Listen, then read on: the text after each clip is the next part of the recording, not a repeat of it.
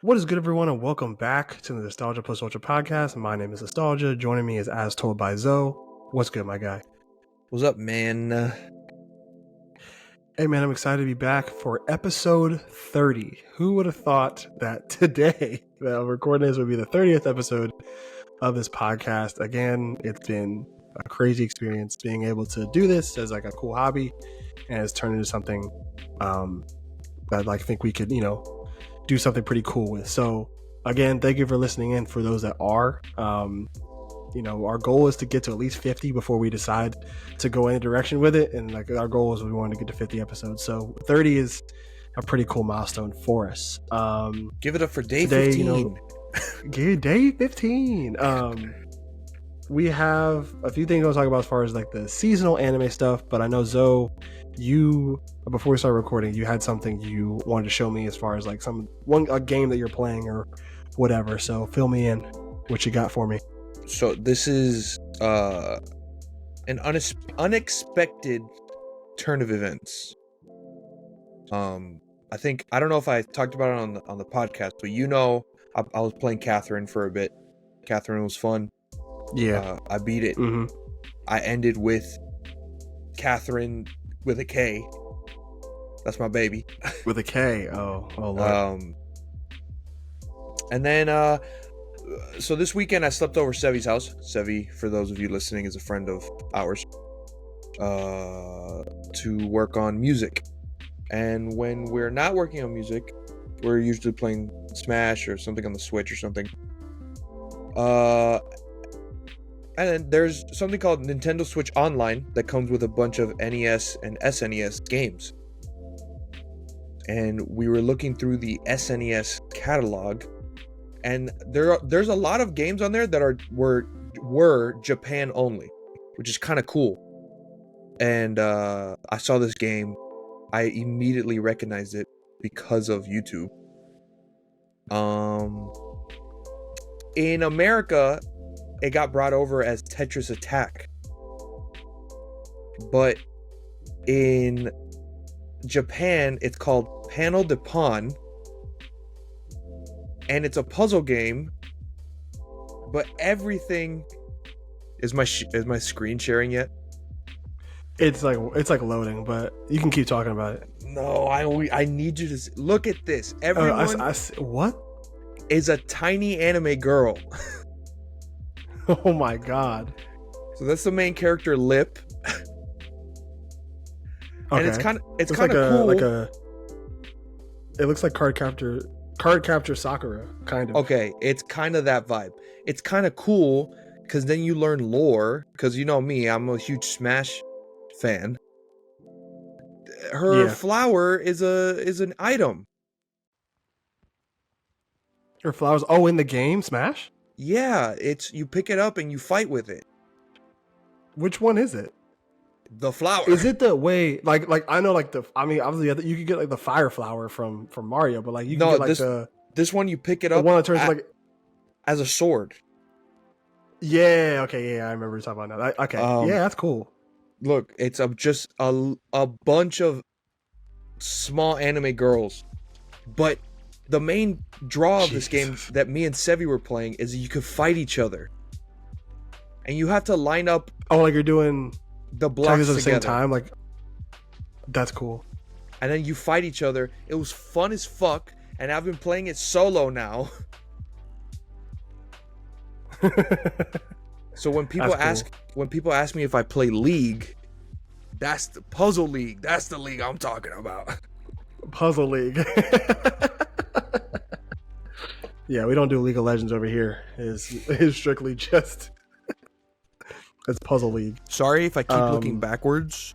Before we started the podcast, I was watching Cutie Cinderella is doing something called Master Baker. Where she invites a bunch of streamers to come and master bake. Oh my goodness! And Valkyrie is one of the judges today. So, yeah. You're just taking a glance every time. I see. Gotta keep tabs. No shame. Listen, brother. You have no shame. I'll learn shame whatsoever. if we ever pop off.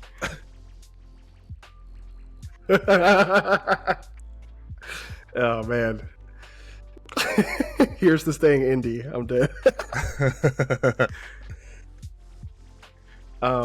Okay, so going into the newer season of anime going on right now. I know we talked a lot about it in the previous episode after our long rant. You know, I didn't hear any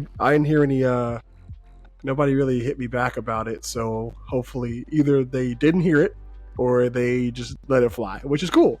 So, or they heard it and they fucking hate your guts and blocked you on Twitter. That could be the case too. You never know. That could be the case. But either way, didn't really hear anything about it after the episode went live. I know a few people in the community listened to this podcast, so if they didn't respond, that means they probably didn't really care too much to say anything about it. So it's, you know, so we're good. Yeah. I thought it'd be a little bit different, maybe, but you know, it is what it is. So I know you haven't gotten around to watching the second episode of Nier, but Not yet. I'm gonna you watch played it the game when we're done. Yeah, you played the game, but like, and you kind of know everything about it for the most part. So like, I guess me talking about this second episode won't really do much to you just for spoilers' sake. It's not a spoiler, no. So okay, so they do this weird thing, and again, Yoko Taro is like his mind. I don't understand. He does this thing where like it's basically they're talking about, I guess, like how the robots came into play. Like aliens came down and made these robots that ended up, you know, wiping out a large percentage of humanity. Humanity flees to the moon, and then some people end up staying down on Earth to fight in like the resistance or whatever. But then they start going into like this one, they literally for like a good like 10-12 minutes of the episode, they go into this one robot who like just learns about a bunch of shit. Like he starts reading books, he starts like learning about like humanity and stuff, and then gets to the point where he starts like planting flowers, and then gets like other little smaller robots start planting flowers. And then it's I wasn't like, I mean, I was like intrigued the whole time, but I was genuinely a little like confused, because I was like, I know the robots are supposed to be like evil, I guess, but is it like, it's this weird thing where like the one of them, like their eyes turned like yellow, and he looked at like some of the other robots, and like he blinked a couple times, and then like their eyes turned yellow, and then they became like friendly, or like, not friendly but docile, I guess. They weren't really like attacking. So like I was like, what is that supposed to mean? It's not Pascal, is it? The robot that you're talking about? I don't think they give him a name. The robot isn't named. Okay. The robot they haven't introduced Pascal yet. I can't really give away too much, but you're you're thinking correctly. You're asking the right questions. Okay. It's just because, like, I mean, you get... This happens in, like, every story, though. Like, you get the situation where the evil robots or evil AI, and then, like, one robot, like, just decides to go, wait, why are we doing this? Or, like, hey, you know, there's probably other things going on. And then, you know, some other stuff. It's, you know, it's like not like a new story, if that makes sense. It isn't, but I will tell you, there are some aspects of the story that kind of gave me Ava vibes. Not in the sense of like that it's fucked up. More Sunny Boy vibes. Kind of like something will happen. It's just stuff left as your interpretation. Not really. It's like something will happen in the show, and then you'll feel like it'll make you think. It made me rethink my life for a second, you know? Yeah, because like something happens like towards the midpoint of the episode, where I think 2B and 9S are like sent to go help some of the people on the ground, or people on Earth or whatever, because they're getting attacked. and like something happens with some of the robots, and then like you kind of like, you know, you're like, oh wait, like that's a little, it makes you think about stuff a little bit. So yeah, I could see what you mean on that one. But yeah, I'm kind of excited to see how this goes. The CG is a little bit less. The flying CG mech suits are in there for like maybe like 2 minutes. So that was overall better episode because of that. That's the thing. It's you barely play in those. I mean, there are sections where you do play in them, but I guess they need to show them when they need to go down to Earth, because that's how they get there. Yeah, but like I think they kind of cut to like a group. I guess are some of like the ground resistance people, are some of them like real characters in the game? Yeah, that you meet and talk to. Did they introduce the twins? Lily. So not the red-haired twins. Like the twin, like helper, like maintenance bots. Yeah, the maintenance bot people. I'm the thinking two red-haired of twins. Yeah, Devil and Popola. Basically, like, they introduced but like they're not very prevalent in that episode. They kind of show up to like heal one of like the resistance humans, but that's really about it. Like they literally just like show that the Earth people for a little bit, and then like 2B and 9S like come in as like they're about to get attacked by these robots. So like they don't really show them flying in. It's like they just land and hop out and go, let's help. So yeah, a lot of those characters are in the game, but I think there's one brunette girl. I think she's new, which is why when we first talked about this last week, I was like, Nier Automata version 1.1a, it might be different because she's new. Yeah, because she's a new character. I think they introduced her in this episode. I think she's like the leader of like the group or whatever. But I mean, I played the game 2 years ago. Maybe she's derived from another character. I just don't remember her design. Because in the game, at least, I mean, it looks like it in the show too. The color is very unsaturated. It's a lot of grays, whites, blacks, but more like a dark gray. Even when you're in the forest, the green is very dry and like kind of grayscaled a little bit. So I just don't remember her design. Yeah, that makes sense. But yeah, so when we could probably talk about episodes 2 and 3 a little bit more in depth, next week or whatever. But I guess we can move on. Let's move on to our baby of the season, Trigun. Again, another solid episode. I'm liking another very solid episode. Where the show's going. I think we talked about this a little. I'm kind of glad it's not a carbon copy. I'm just surprised at how much is changed, though. Gosef is not like 60 feet tall. Like that, I was like, what? But like, it wasn't. It wasn't like what's it called? Unwelcomed. Yeah, that makes sense. It's like, I don't know. It's with the like talking about the changes, right? Like how it's not like, oh, why would you do that? It's more so like, oh yeah, that's a nice little addition. Yeah, okay. So again, Roberto is I'm not a huge fan of him yet. He doesn't really give that like charm that Meryl gave to the show yet. I like it. I like him, but I agree. Yeah, like I think I think Meryl gave a little more of like a charm to the show, but I think his character is starting to get a little bit more involved. Like he's talking to Vash a lot more. He's looking, more, you know what I'm saying? The badass. Like the real like gruff older man veteran type. I get it. Yeah. I like this version of Meryl. I think I do too. It's a mix of old Meryl and Millie a little bit. They kind of added some charm of Millie into this Meryl. That's what I meant. Yeah, like Instead of Millie's. Yeah. instead of being, I guess in the first one she's tsundere. I don't know what else to call her. I think she's like overly dedicated to her job and she's very serious In this in the one, beginning, and I think no, go ahead. in this one, there's like, I remember in the first episode, like Vash says, "I'm so happy to have met." Sorry, I have to check something out. I'm dog sitting another dog. That's why my door is open.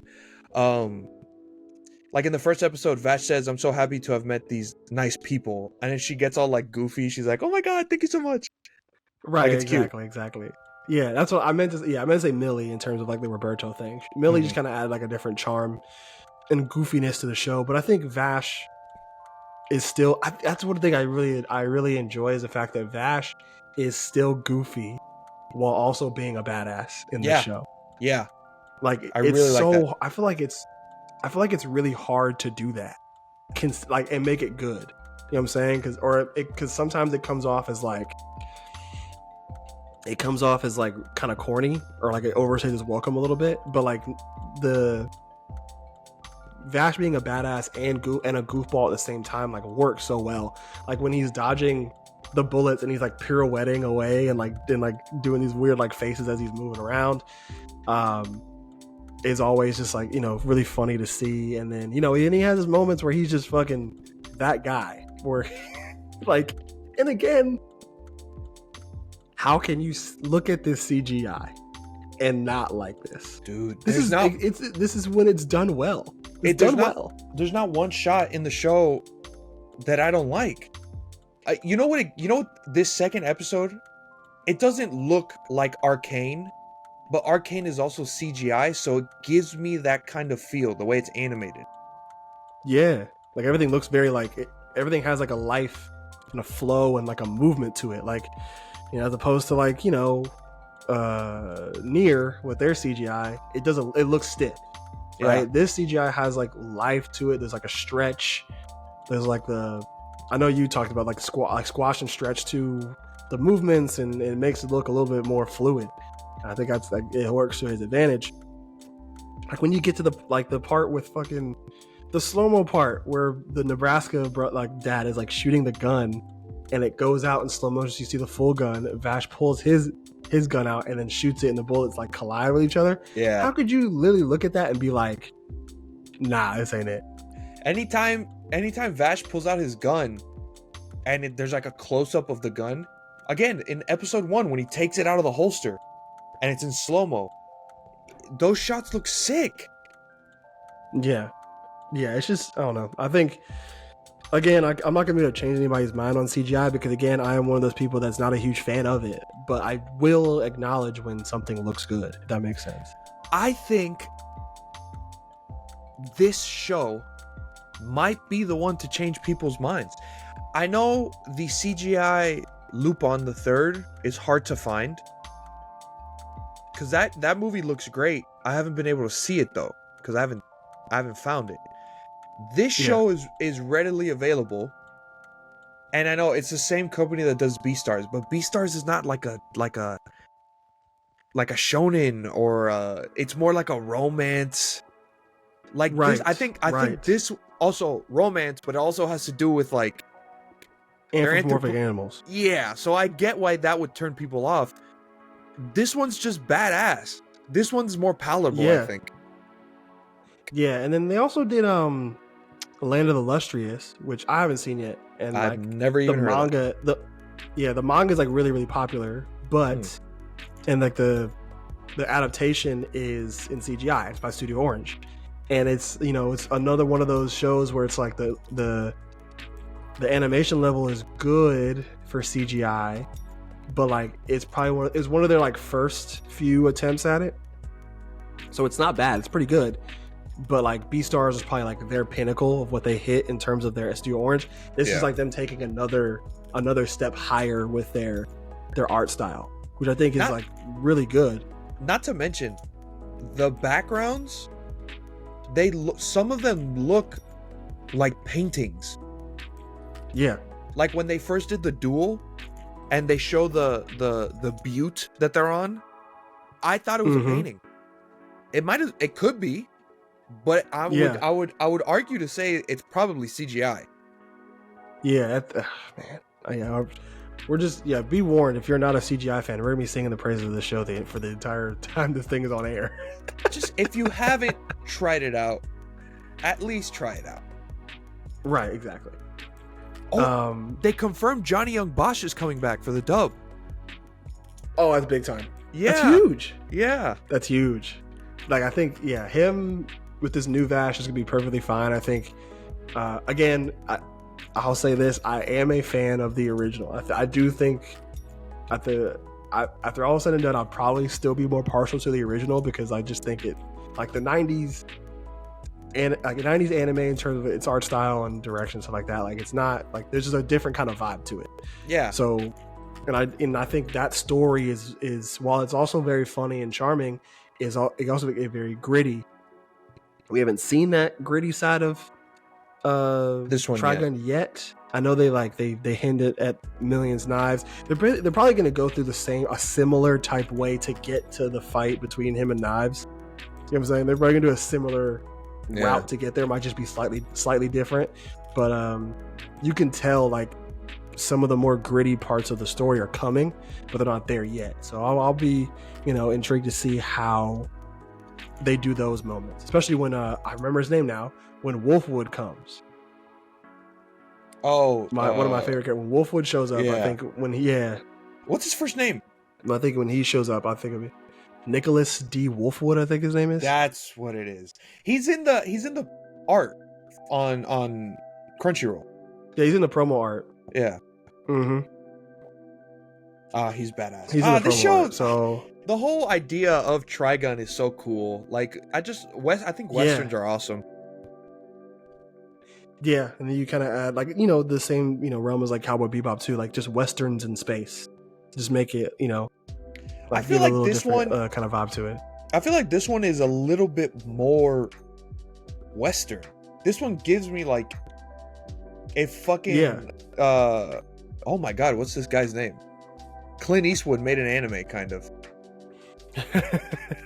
Yeah, I do think, like, the world building is a little more rural than Cowboy Bebop. I know, like, with like the stuff in Cowboy Bebop, it's more like not modern, but like, like more modern, and it's very like densely populated areas and a lot more ships. A lot more ships going on, a lot more like city life and stuff like that. It's like, advanced technology, with like a side of like Western type feel to it. Yeah. But then this one is literally just like, there's like ships and technology and shit, but like people are in like the old West, low key. Yeah. With like saloons and dirty water, and the planet is just like a huge desert. Like, yeah. Exactly. Yeah. So I think have you noticed, like, when we watch it on Crunchyroll, so there's no ads, but when there's the middle break, there's a map. Mm-hmm. Do you think they're going to utilize the map like more? I hope so. That'd be honestly, cool. I didn't really. Honestly, that's funny. I wasn't even paying attention to that. But now that I think about it, like, I hope they utilize the map. That'd be pretty cool. That'd be sick. But yeah. Shitty ass opening. I'm sorry though. Shawn Mendes ass opening. Like, dude, the OG sounds like it's not my favorite opening, but it's got like a heavy guitar, and it sounds like there's gunshots, and it sounds like a Western. This one sounds like Shawn Mendes singing about how he misses Camila Cabello. It's fucking insane.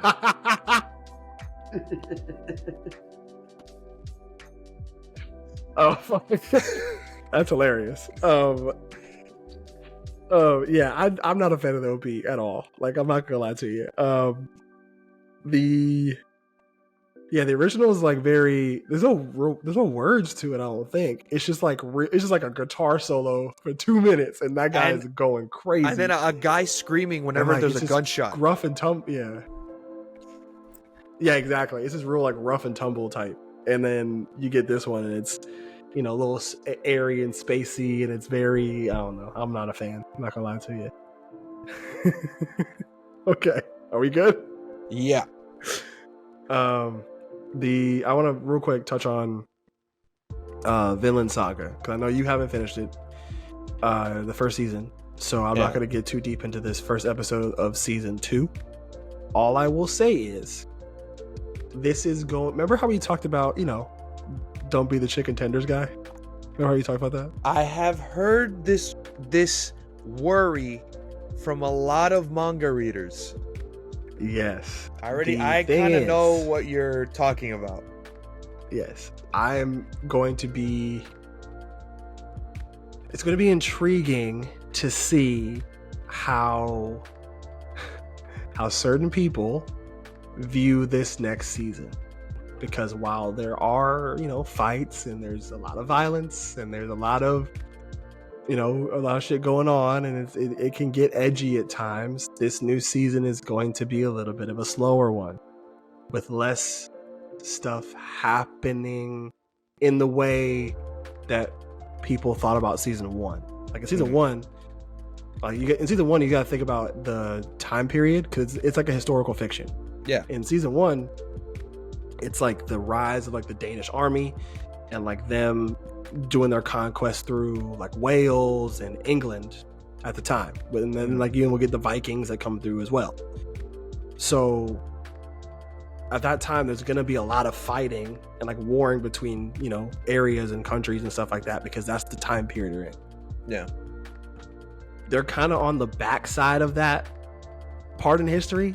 So there's a lot less fighting, but there's still like people like, pillaging and rummaging through like people's lands and doing all this other type of crazy shit. So like you're going to still see fighting. Yeah. But it's a lot slower, and they introduce a new character to the mix. Okay. And it's not just Thorfinn, which I think people are going to be like a little new bit, MC? Not necessarily a new MC, but just a new a new part of the main cast of characters. Got it. Gotcha. Right, and it's the years on the it's been like a few years since the end of Vinland Saga season 1. Like in since the end of, because you gotta think the end of season 1 is technically the prologue. I don't know the end of season 1. I haven't said anything, but all I'm saying is essentially how the story goes is the end of season 1 is the prologue for season 2, or no, the story. Understood. Okay, I got it. Yeah. So like technically speaking, like everything, all the events that happen in season 1 is a prologue. Like it's not even the real story, which is crazy. Got it. It's just kind of like a setup for Thorfinn's actual story, if that makes sense. Yeah. So, but with that, you also get the addition of a new character to the mix, and he kind of has a similar, not vibe to him, but a similar like situation that Thorfinn was in early in his life. So I think that's kind of like interesting to see how those two will act, and what their dynamic is going to look like a little bit. Let's see. So real quick, and then we're gonna move to, I know I sent you a clip of it on Twitter, but we're gonna get to Revenger. I watched the first 2 episodes of that. Never even heard of it, but it looks sick. It's an anime original, I believe. And I'll say this. There are 2 things I'll say about it. One, I think it's gonna be good, but it's not necessarily doing anything super original, if that makes sense. Okay. Sure. Yeah, which like isn't a bad thing. Popcorn TV. Yeah, essentially. It's essentially like that. Like you get the crew of assassins, and then they you get like the colorful, like different types of characters and stuff like that, and then you get a the revenge story. I will say this though, like when it comes to stories that kind of follow similar premises, premisi, maybe, I don't know. There's always like a few things that are like that'll separate and differentiate them from each other. With this one, it's like a revenge story, but also the crew is a bunch of assassins, but they're hired by like the church, like the Catholic Church, kind of. Oh shit! Okay. They work for the Catholic Church, and there's like, I guess I'm not too up on biblical lore per se, but there's like, well, in the sense that like there's a lot of in the sense that there's a lot of like, what you mean, but it's just so funny. It's like, oh dude, you don't understand the lore of the Bible, bro. You don't get it. But you get what I mean though. Yeah. Like there's a lot of like people that aren't talked about too much in the Bible that get name dropped sometimes, and I don't know who they're talking about. So I guess there's like some kind of disciple that I guess has to deal with, or like some kind of angel or some disciple that has to deal with like revenge and helping humans enact revenge on those that have wronged them. So basically under this guise, the Catholic Church, they're under the protection, I guess, of this biblical entity, I guess. If that makes sense. You said it was an angel or a saint? But it's still grounded. I'm not sure. It's like maybe a saint. I'm not 100% sure. But like, I'm basically Catholic, or I grew up Catholic. We be praying to saints. So let me. I'd have to look this up. I don't. Yeah, Princess Olga of Kiev. No. Hold on. Let me see. It could be fake. I don't know. It could be not like making it up. Maybe, I don't know. But the way they do it is like, there's some saint that deals with getting revenge on people, or helping humans get revenge on people that have wronged them, essentially. Mm-hmm. And so the Catholic Church, like these people that work in this Catholic Church are like saying, hey, you are protected by this person or whatever. And it's basically just, they work, just a roundabout way of saying they work for the Catholic Church to enact their revenge, whatever. And so I think the premise of that, or like the basis that it's on, is pretty cool. And plus, like one of the main members of like the group, the way he kills people is pretty cool. It's like he has this like weird gold sheet of paper. It's not even really paper. And what he does is he like slaps it on the face of people, and it like suffocates them. And so like, so when he does it, he kills people in the most like Assassin's Creed way possible. Like, like you, like in the later games, when you fucking like go into that weird space and you like put the feather on their face and they like wither away. Yeah. Kind of like that, where basically he basically does this thing where he like pulls his shirt down, and like the camera pans, and it's like his back, and his back is just like this huge like Holy Mary tattoo. Okay. And he basically says like a prayer as they're like suffocating to death, which I think is like the coldest shit I've ever seen. I'm not gonna lie to you. Okay. It's pretty cold. But yeah, so like the group is pretty cool, and the premise is fine. I think it's not doing anything super like revolutionary in terms of the story. Basically the main character was tricked into committing a wrongdoing, and then he ended up losing a large percentage of his family.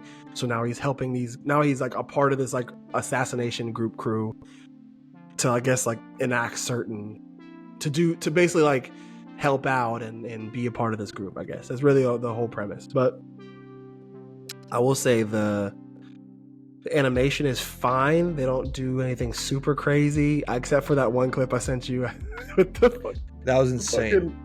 The fucking archer. That was insane. He ripped his shirt by pulling the bow back. Yeah, but did you see how big the bow was and how big the arrows were? Yeah, it's probably one of those. I've seen those bows in like real life that barely anyone can pull. It's probably one of those. Yeah. Get a bigger shirt, my brother. Yeah, that's what. Bro, So the second thing I was gonna say about is this wearing show, a medium. Looks like a no, looks like a bro who works at T-Mobile. bruh, not for real. I was gonna say this show is 1000% for the girls. I'm not not even playing. The tweet you sent me, she was definitely horny posting. What was it? Is it from Stony? It was that clip. I can't remember her. It was that clip. I think she said something like, "Oh Lord."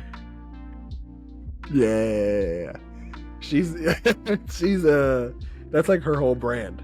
It's like, the like finding like really attractive men in anime and like tweeting about them. That's her whole brand. We don't think it's hilarious, but it's yeah, that's funny.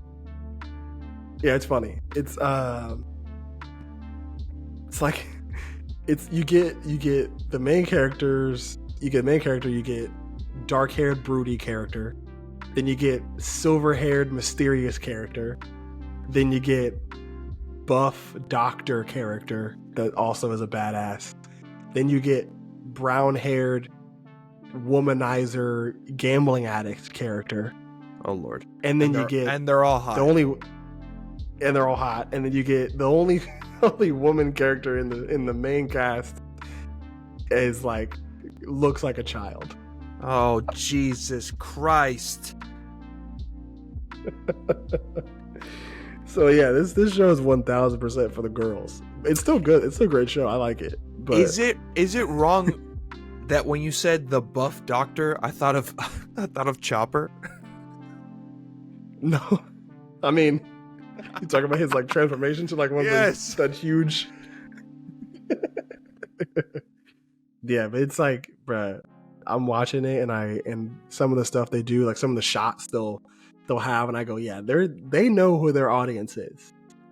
Like the guys will stay for the action. The guys are staying for the action and the fighting, but the women are staying for the men. Sometimes they need it. No, yeah, 100%. So it's fine. No, I kind of mind my business. You know what I'm saying? Like, it's just one of those things. I mind my business, bro. I'm not even tripping on it. But yeah, I think that's pretty funny. So I have a little rant. No, what is your? Well, go ahead. Because I'm about to go to some other stuff, but we can do that too. The title of the show just reminded me. We're talking about Revenger. Oh yeah. Last year I saw Tokyo Revengers. First season's pretty good. I enjoyed it.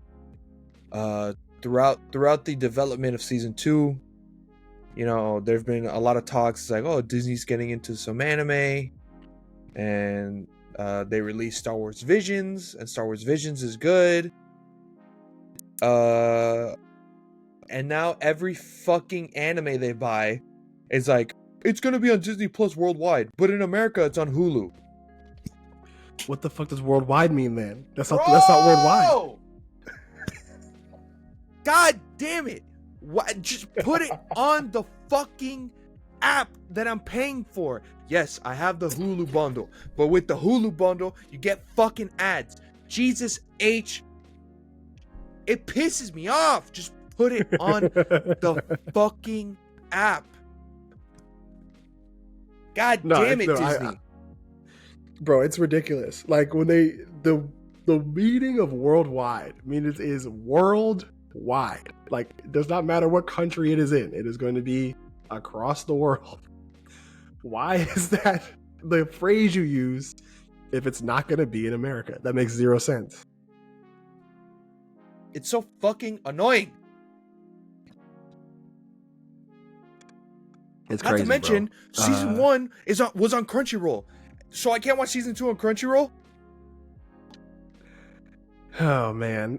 We've had this discussion already. Yeah, it's stupid. I think the way I guess the like platforms buy and get the rights to certain IPs is ridiculous. I think if, personally speaking, I feel like if you get the IP to a show, to like say you get the IP to Tokyo Revengers, say Crunchyroll gets that IP, they need to be able to. Why would you then, as like the Tokyo Revengers IP, why then would you keep the season 1 on Crunchyroll and then go and put your second season on a different streaming platform? I feel like these contracts gotta get negotiated a little bit better, because like if I'm Crunchyroll, like there's gonna be at the max like 5 seasons of Tokyo Revengers. Yeah, maybe 5. So you would think you would want you would stick around for all 5 of those seasons instead of like just paying the rights to the first season and then shit in the bucket and not getting a second the rights to the second season. You know what I'm saying? I think it's marketing mumbo jumbo of, if we keep the first season on this certain platform, it'll get more eyes on it, and then maybe they'll transfer over because they want to see the rest of it. I guess. Oh, question. Is season 3 of One Punch Man gonna be Hulu again? I have no clue. Yeah, I know there's a lot of like rumors going around about it, and a lot of like people have gotten like these 2 huge leak accounts, like the usually like leak and have pretty accurate like leaks on their stuff. Mm-hmm. They got suspended, like, or either they got suspended or their accounts got deleted or something like that. So, hot take. I don't know. Good. Because I've been way too close to spoilers because of shonen leaks. Oh yeah, no, they don't care. Shonen leaks did not care at all. Yeah, it was bad.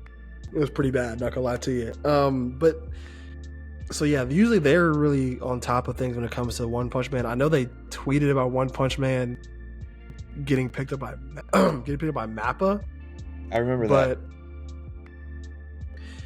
But like, I don't know if that was 100% confirmed. It might have been, but I thought it was. That kind of led to them getting suspended. It might have been. Which, thinking about it, you know, that group that did it with Madhouse probably just went to Mappa. To Mappa, right? Just to work there, because Mappa's a huge company. So it probably makes sense that same group that's working on it. You know what I'm saying? Wasn't season 2 made by someone else? It was made by, was it Studio Bones or something like that? No, I remember specifically looking at the studio, and they did a lot of romances. So like to give them One Punch Man was like odd. Yeah, I don't know who did. Was it A1 Pictures? No, it wasn't. I can't A1 remember either. who did season 2. It was like something Productions. I forgot the name. It was like a weird name. I barely have seen anything they've made. That's weird. Because I know what you're talking about. I can't remember them, but they did. Are you looking it up? Yeah. Yeah, because it was Madhouse at first, and Madhouse is known for like some crazy shit. It was made by JC Staff. JC Staff, that's who it is. Yep. How they got One Punch Man, I'll never understand. And they've made Sing of Bit of Harmony. Oh, they make Konosuba. Oh, really? Yeah. Their first ever show was called Wowzer. Oh no. Oh, they made Toradora. Okay, so they're Konosuba, Toradora, some like other romance anime. How probably. to Be a Realist Hero Rebuilt the Kingdom. They make weird stuff. Yeah, so getting One Punch Man is crazy. I don't know how they finagle that.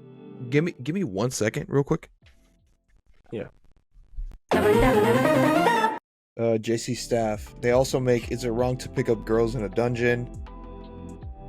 Sugar Apple Fairy Tale. That's not real. What is this? Sugar Apple Fairy Tale? It's been a manga since November 2021. How the fuck do you make Sugar Apple Fairy Tale and then One Punch Man? Again, how they finesse that, I'll never know. I'll never understand.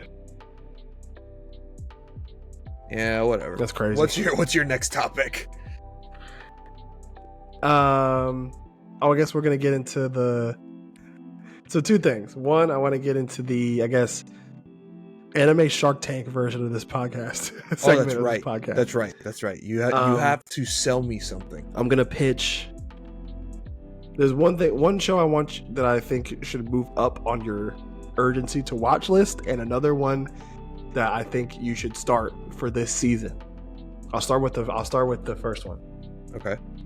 So Bungo Stray Dogs has been on your watch list, right?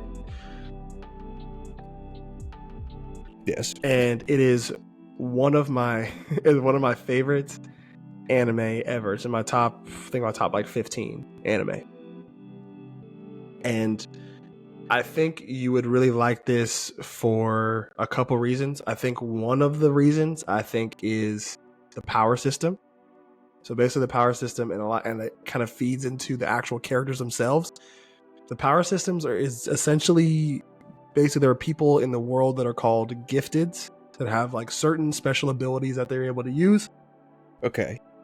As opposed to like other humans. Here's the thing though.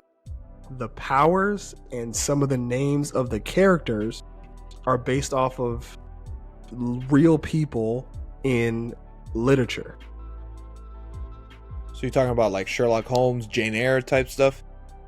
Kind of, yes. And so they're like, I'll say like there's a character, I forgot what is their name? I forgot. Basically one of the characters, he's a villain. His name is the villain from the Scarlet Letter, and the Scarlet Letter is the name of his ability. What? JoJo's Bizarre Adventure, but with books? Except without stands, I guess. Essentially. Okay. Kind of. There's literally a guy named Huck, and like his power has something to do with Huckleberry Finn. No, he's not. No, he's not racist. I was thinking, fuck. Oh man, that's funny. But no, he's not racist. He's just his power is, I think, is named after a book. Yeah. But whatever, and it gives him like super strength essentially. But he looks like a little boy. He's like basically like he's like a was that Huckleberry Finn's thing that he was super strong? Not super strong. Not even that. It's just like they kind of, but like real. I guess like the country strong type. Yeah, stereotype. That's what I mean. Like you're from the country, so you should be like like you just do crazy shit. That's it. That's his power essentially. Okay. I don't know if you know this guy, Osamu Dazai. He's like a very famous and very like his writing style is very like cynical and at some point like very suicidal, and his character, so is named Dazai in the show. He's one of the best characters in the show. He's the best. He's hilarious. But his whole they really lean into the literature side of things too, because Dazai as a writer had a story about like a guy wanting to unalive himself, and then and so Dazai's whole thing, especially early in the show, is like trying to find the perfect suicide.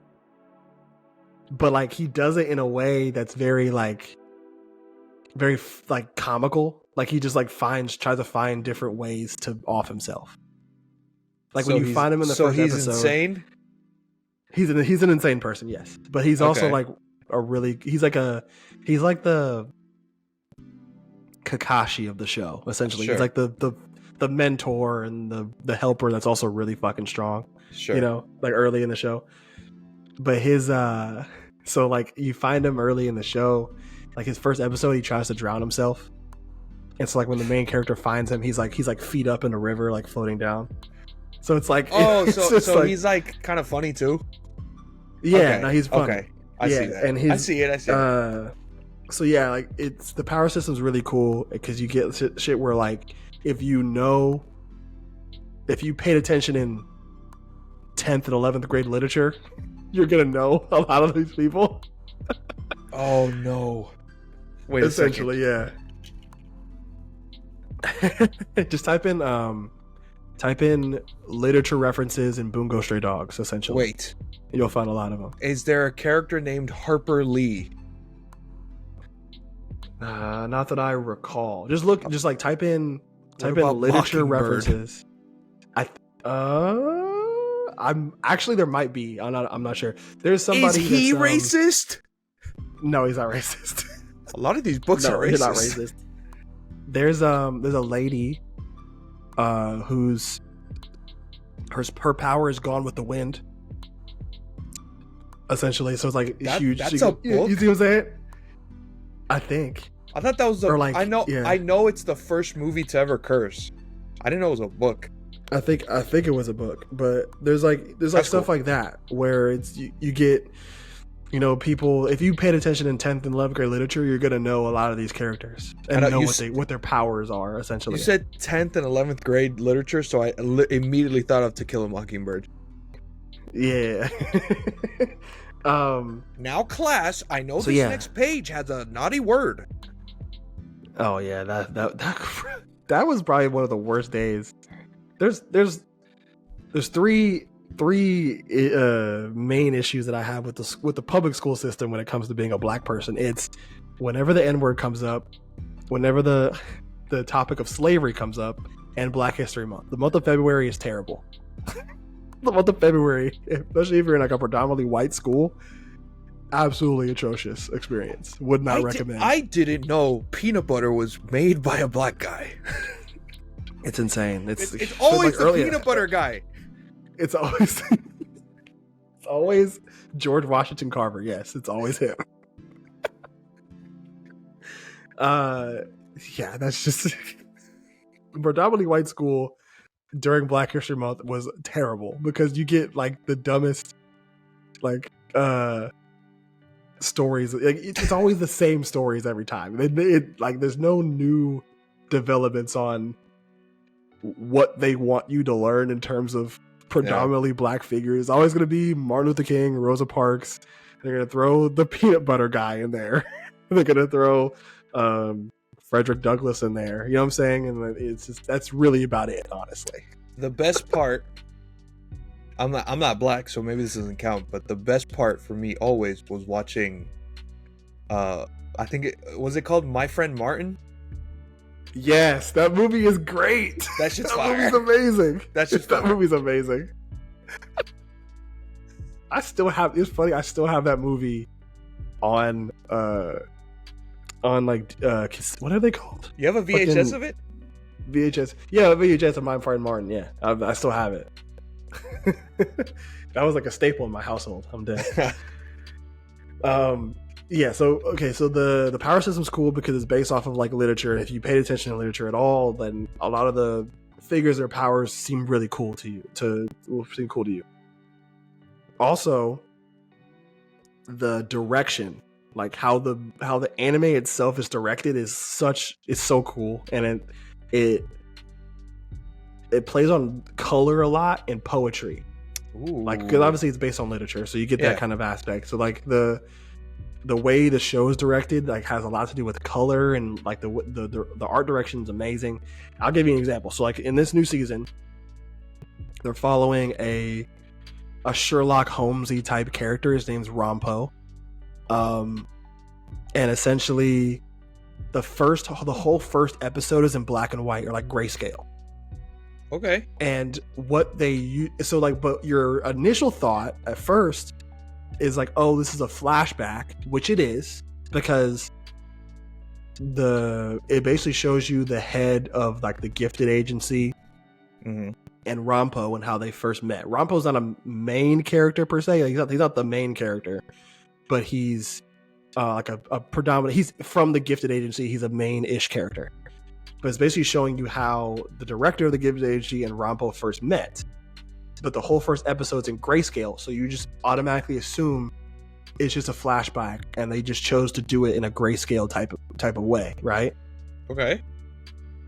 The director of the Gifted Agency in episode 2 basically like helps discover Rampo's power, his gifted ability, I guess. And he basically does it through like the use of these like really old glasses. So once like Rampo puts these glasses on, he finally like can basically, okay, just for Rampo as a character, he's one of my favorite, but also the most annoying because he's very smart and perceptive, but he doesn't know how to fucking read the room. If that makes sense. Okay. Like he assumes that everybody's on the same intellectual level as him, but at the same time, he gets like upset and just doesn't really have that much social cues and doesn't understand certain things. He's a dweeb. No, but he's really funny though. Like I think you'd like. I think he's annoying, but like he's annoying in a very endearing way. If that makes sense. Okay. He just doesn't know how to read the room. It's really just all it is.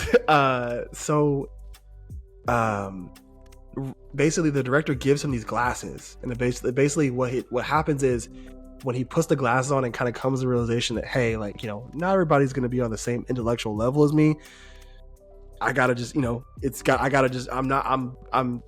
generally like a special person, and people are basically he kind of patronized Rampo into realizing his power, I guess. Sure. And so once Rampo puts the glasses on, the show turns and now it's in color. So so now like the whole show's in color now. It went from grayscale in the first episode, and then at the midway point of the second episode of this new season, now the show's in color because Rampo finally like doesn't see the world in that weird grayscale type of thing. He sees it for what it is. Okay. See what I'm saying? Yeah, that's cool. So yeah, it's like it's really cool, and I think the story is cool. I think the powers and how each literature character has their powers and what they're utilizing is really cool, and it makes for some really cool fights. And so like, yeah, I think the show should bump up in that in the watch list to a little bit higher on the priority list, if that makes sense. Yeah. Hell yeah. And the second one, so there's right now it's the third season, and there are 2 seasons and a movie, but I don't think I've seen the movie. The movie's like not a one-off story. It's like an OVA about Dazai when he was like a teenager, but it doesn't really have too much to do with the overall story. It just kind of gives you more world building, essentially. Sure. But so the first 2 seasons are really good, and then you get this new season. Second one on the list is High Card. Okay, and High Card again. For High Card is a new show in this season, right? It's only 1 episode's been out, and the only thing I'm really going to try to sell you on is that because the show isn't super revolutionary, kind of like with Revenger, right? Mm-hmm. Show's not super revolutionary, but the key is the power system, which I think is very, very cool. So essentially, in this weird type of way, they haven't explained it yet, but there are these magical like playing cards, like just a regular deck of cards, like 8 spades, 2 of spades, what I'm saying, stuff like that, right? You get like these magical playing cards. We're like stolen, and then at the end, like in the midway, at some point during that time of them being stolen, some magical force ended up sending different cards out in different areas, right? Okay. So to random places all around, so random people could stumble upon these cards and have them, right? So the cards themselves, like if you have one, you're called a player. Pretty fitting. Yeah.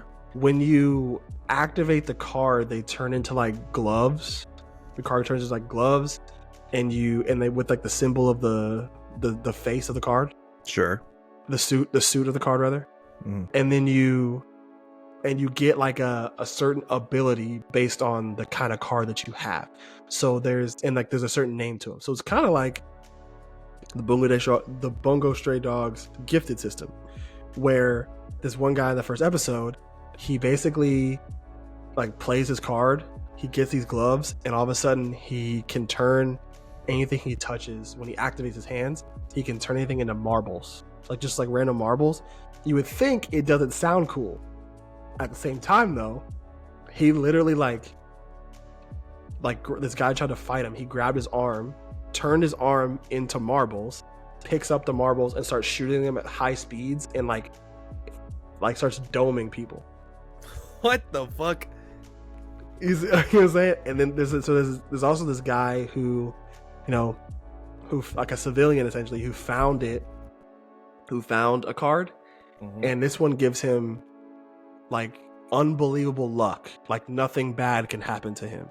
So he goes to a casino, and like the main character tries to pickpocket him, but his gloves activate, and like this waiter drops a glass on the main character's head before he can get pickpocketed. Or like the main character like tries to play like competitive like blackjack with him, and every time he's laying down cards, his gloves are activating, and he gets like a good hand every single time. Huh. So like it's cool in that way, where like every card is going to be different. Oh no, and it gives you like a different kind of power. Yeah. I just looked it up. It's this one might not be all the way for the girls. Hopefully, I see a girl. There is one woman character. I know there's one woman character. She might be pretty cool. You know what? But, this might be for the. I'm interested in watching it, but the visuals might be for like the K-pop stans. Yeah, maybe. This motherfucker looked like Jimin. Low key. But I think it'll be one of the sleepers of this season. I don't think too many people have seen anything from it, and they might not, if nobody ever really told them to go watch it. You know what I'm saying? I think it'll definitely fly underneath the radar. I see a dark skinned character that his skin isn't gray. That's always welcome. I think there's a black guy in there, and he looks non-stereotypical, which I think is great. Yeah. I think I'm looking at the main squad. It's 3 K-pop boys, definitely. The girl and the tan guy. I do like the way this show looks, and the aesthetic looks pleasing. Yes, it gives you like a very. You've seen Now You See Me, right? You've seen those movies. Mm-hmm. It kind of gives you that vibe. Cool. I kind of like the first one's pretty good. I just hate how every 6 months Twitter's like, this scene is crazy, and it's the one where they're throwing the card. Oh, and it's the fucking the hide the card scene. And it's it was cool. First time I saw it. The first time I watched it. It was cool the first time I watched it. Yeah. Yeah. I'm dead. But yeah, so that's my pitch. Is just like the aesthetic is cool, and the power system is interesting. I'll just say that. Yeah, this definitely looks cool. Yeah. And I didn't know that shit about Bungo Stray Dogs, about the literature. That also looks interesting. Yeah, it's one thing that I really had to look up. So I saw it, and I was like, because there was a character. It was the Scarlet Letter character, basically. Mm-hmm. And I basically was like, wait. So I typed up literature references in Bungo Stray Dogs, and I figured out that like every single character that has an ability is named after some sort of author in some world literature, with the exception of like maybe the main character.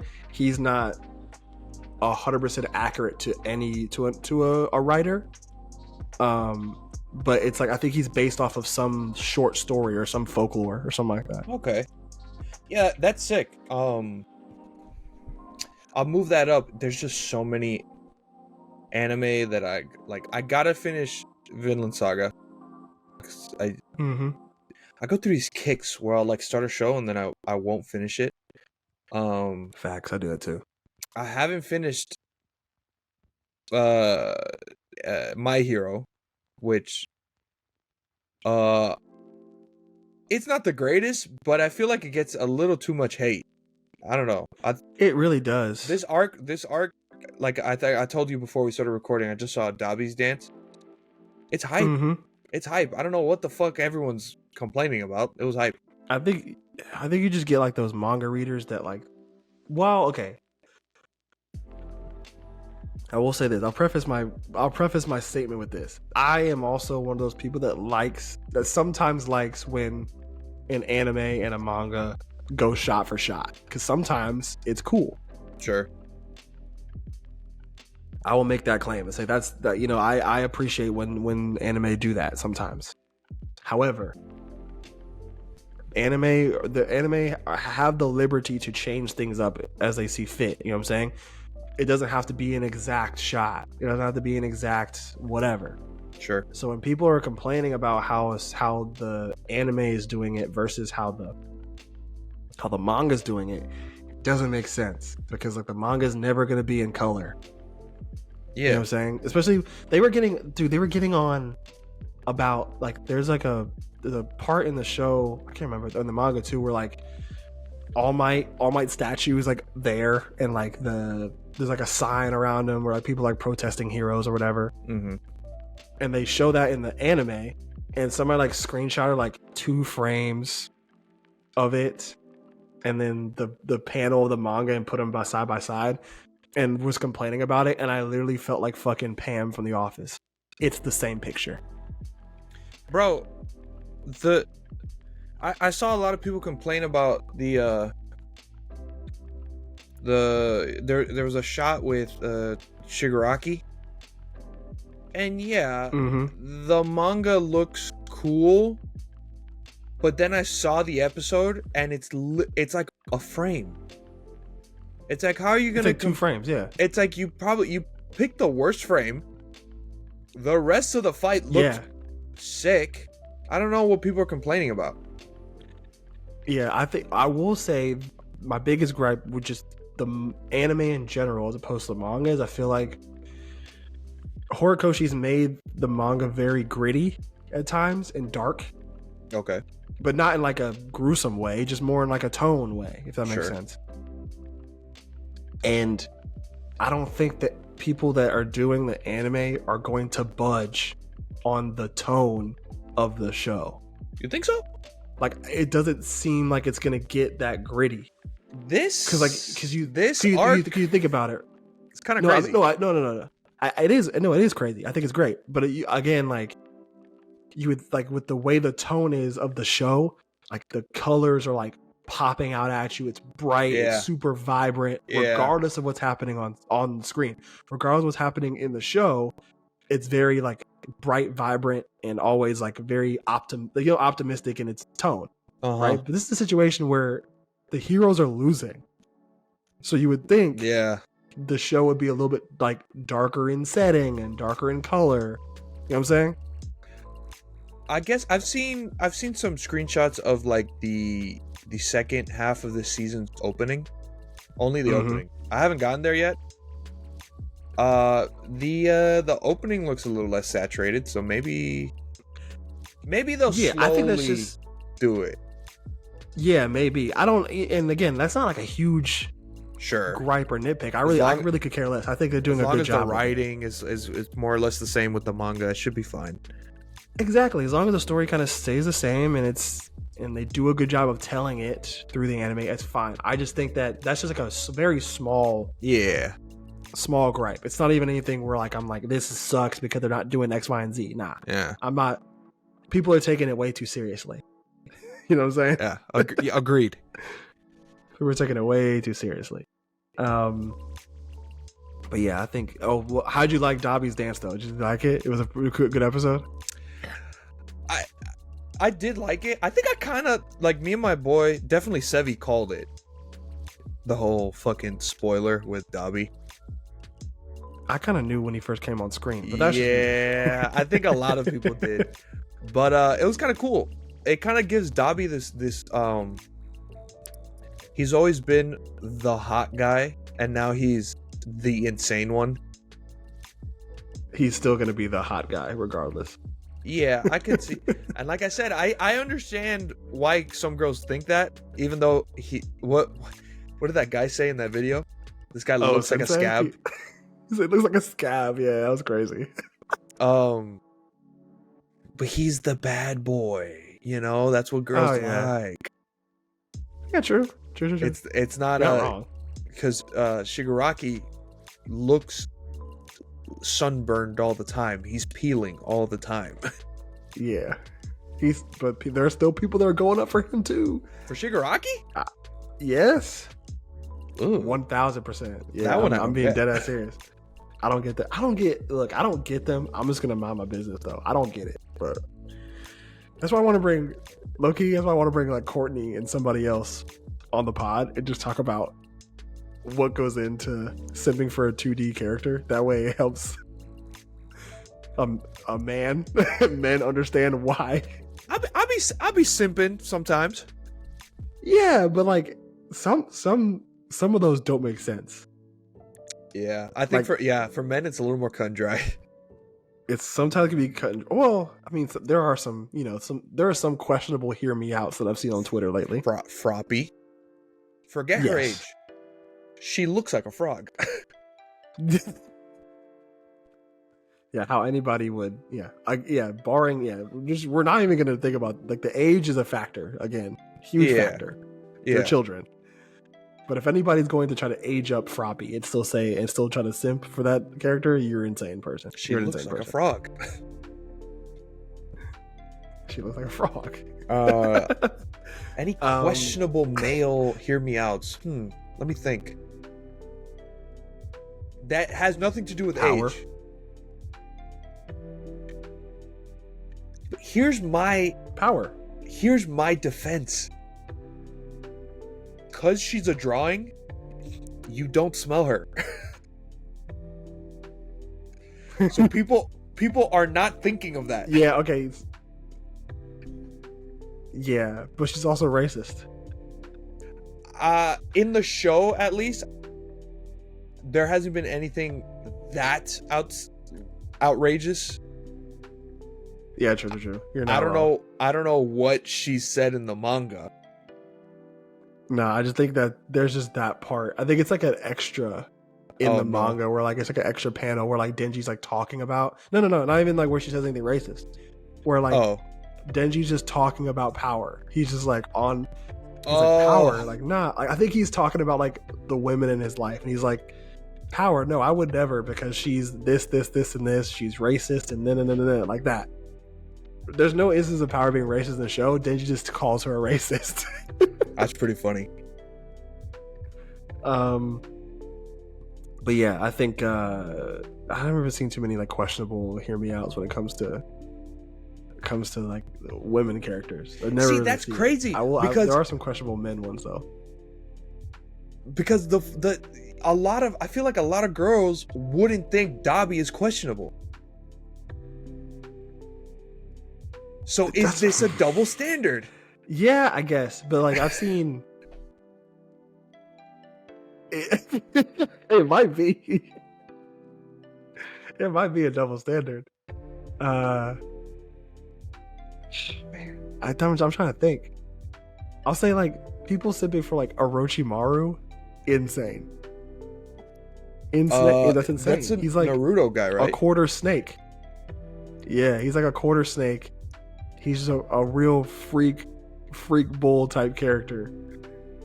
He's a real freak. Now that I'm looking at him, I'm not gonna say I get it, because I'm not gay, but like I kind of understand why like I get why girls. The third picture, you look him up, he's licking a kunai. Like I can understand why girls would like that. Yeah, I guess. That makes sense. That makes sense. He's just another bad boy. I don't know. I'm trying to think. Are there any real? Okay, there is one questionable "hear me out" that I have seen from men, and it's not even like a real one. It's more they're just being funny. It's the spider fiend from Chainsaw Man. Oh, what? Ew. That's what I said. Really? I think they were just being funny. They were definitely being funny. They were definitely being funny.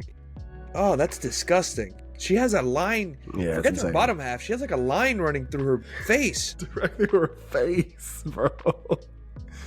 Yeah, nah, it's crazy. Super crazy. Wait. What? There's no segue for this. Go ahead. Have I spoken about More Than a Married Couple on the show? No, you haven't. You got the floor because we never got a chance to talk about that. Jesus Christ. That is the weirdest show I've seen in a minute. Really? It's okay. I had to give this a shot because I saw some weird pictures of it like on Twitter and Instagram, and I'm thinking, wow, this show has a lot of fan art. And then someone like in the replies was like, nah, this is a real shot from the show. And I'm like, what the fuck? First episode starts, and it's like, it's these kids in high school. Yeah. And the whole thing is not, I was trying to give it the benefit of the doubt. I thought they were going, like, these people go to like a camp because they're not good at dating, so they're trying to learn how to. No, in high school, in this school, there's something called a marriage practical. The school puts a male and a female together in an apartment. It's not like there's a class and you gotta pretend to be a couple. No, they're living together. Not to mention, that's insane. There's cameras not in the bedrooms, but in the living room and I think the kitchen. And then you get points on how good of a couple you two are. Yeah. And I'm like, what the fuck is this? They're high schoolers. You're watching them? That's insane. That's so weird. That's insane. And then insane premise. What I also find really weird is sometimes it's kind of cleverly written.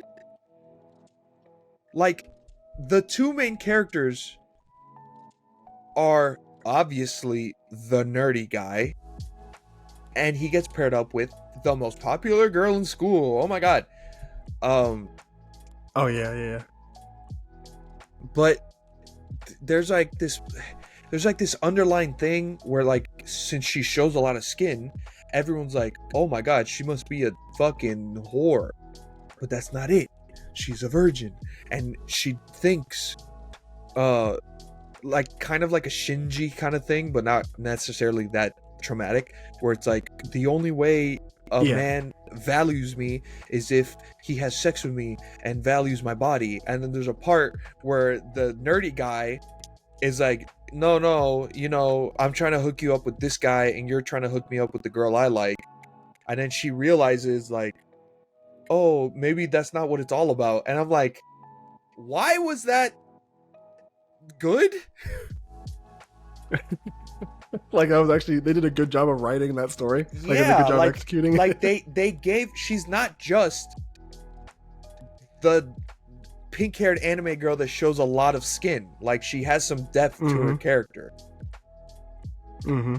And but then there's like,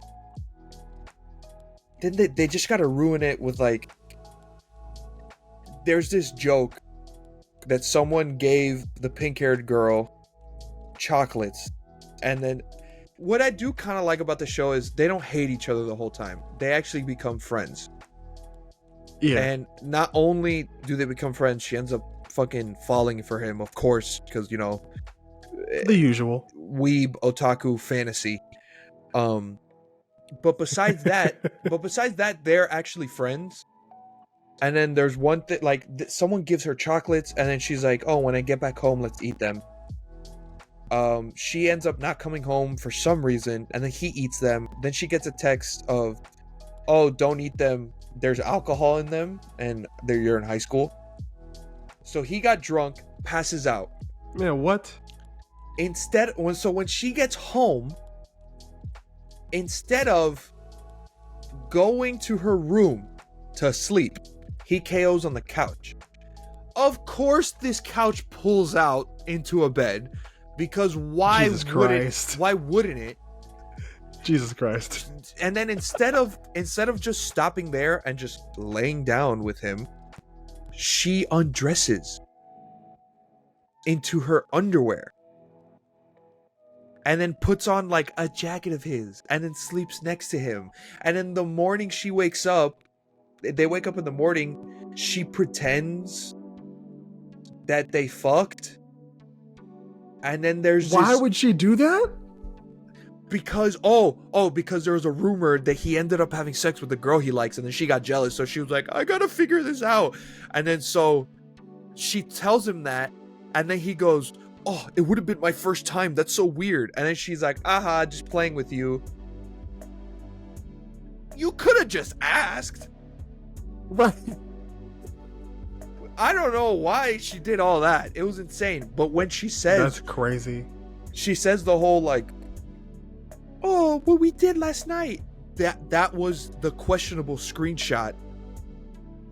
Oh, the one you sent me? Yes, I was like, what the fuck? I thought it was fan art. That's crazy. Yeah. That's crazy. That was fan art. That was the main character thinking of, oh my god, this is what I did last night.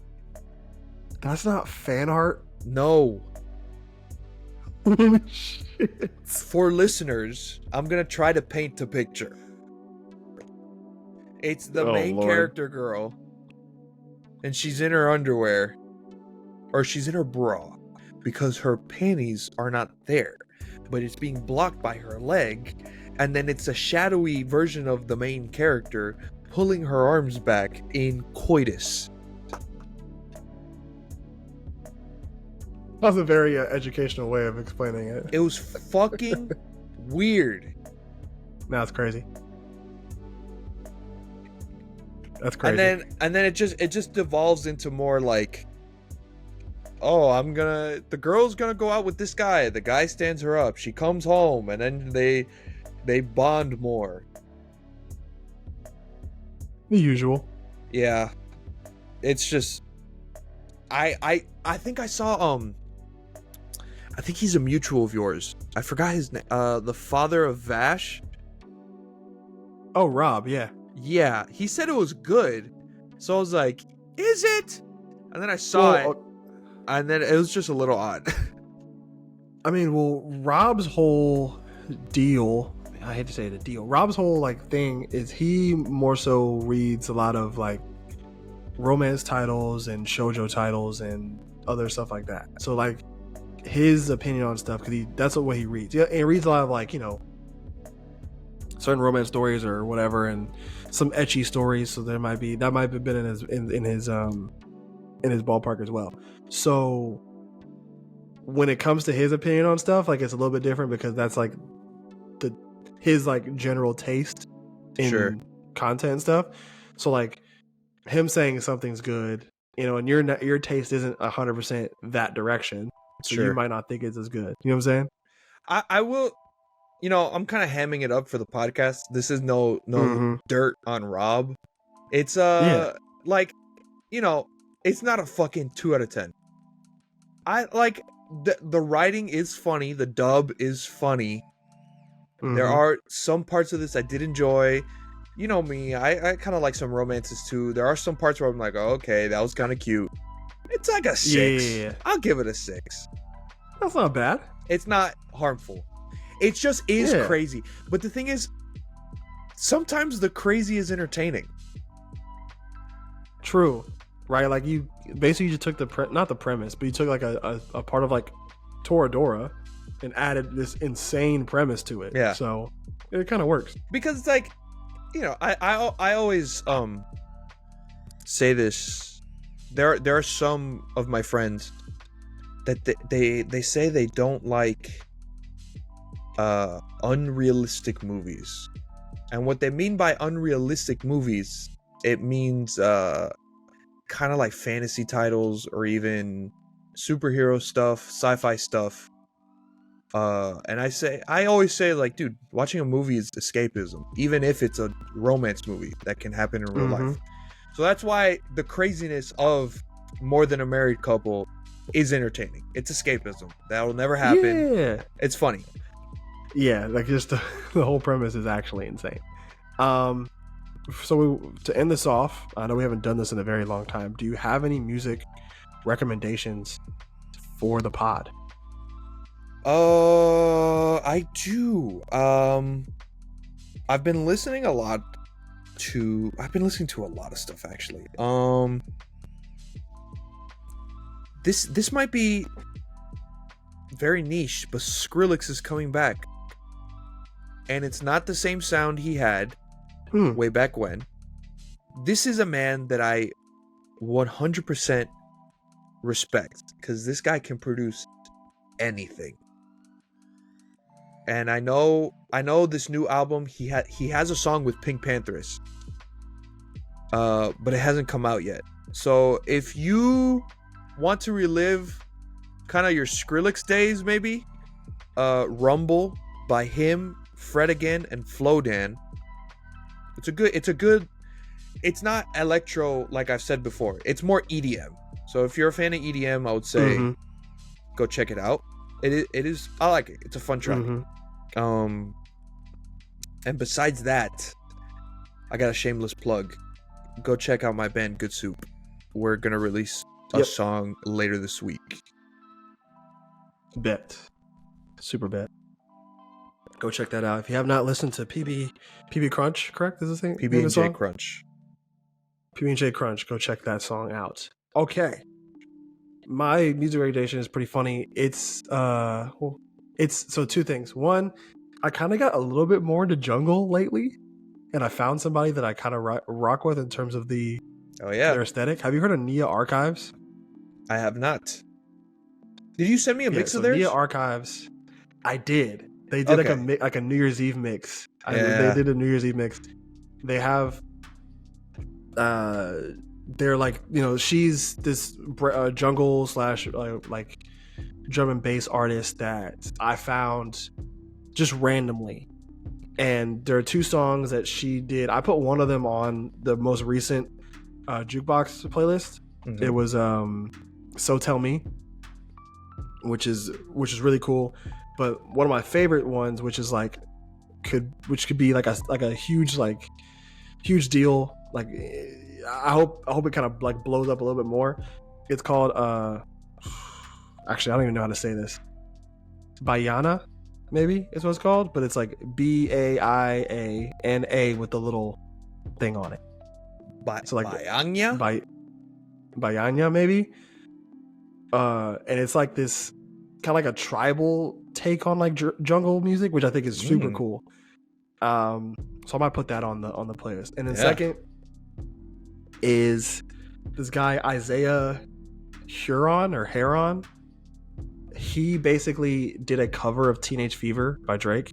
Ooh. And Drake like reposted the cover on his like, story or whatever or something like that, and it like blew him up crazy. You know, the power of Drake. It's hilarious. Yeah, it blew him up. A Drake cosign is pretty big. He had to like fast forward his timetable for new music. But I went back and checked out his like old discography. His old discography's great. Like, he has 2 EPs called Bound and Libby that are like very, very good. He's more of like a contemporary R&B artist, so like not much like hip-hop-esque production on his stuff. It's more so like acoustic guitar or other stuff like that. Kind of like, you know, one of my favorite artists of last year, Brandon Banks. It's kind of the same kind of vibe. So like, he's more like contemporary in that regard. So Isaiah Huron and Nia Archives are my my recommendations. You got anything else? Nothing on this side. Oh, all right. Oh, I finished Catherine, so I kind of have a little thing to talk about. I need to gather my thoughts. Not on the game specifically. I guess I'll say what it's about. It's Atlas's weird relationship with like LGBTQ stuff. Maybe it doesn't really matter because I'm a straight man, but I don't know. It's a little weird how they handle it. I want to talk about it a little more next pod. I have a lot of stuff to like, a lot of notes to think about and stuff. Yeah, and we didn't get to it this episode, but this is that I also have. I'm not a big hot anime take person, but I do have one that I feel like needs to be expressed a little bit. I thought about it, so I think next pod I might, whip out one of my only hot takes. Sure. Like ever. Sure. So yeah. But again, thank you guys for listening in. Please go follow us on socials. The @Nostalgia Plus Ultra on Instagram, @Nos Plus Ultra on Twitter, @Andre Alonso 17 on Twitter as well, @Andre Alonso 17 on Instagram, I believe. Right? Another shameless plug. If you want a video edited, I'm kind of a freelance video editor. Look up it's in my bio on my Instagram, but @DreFilmedIt, DREFLIMEDIT.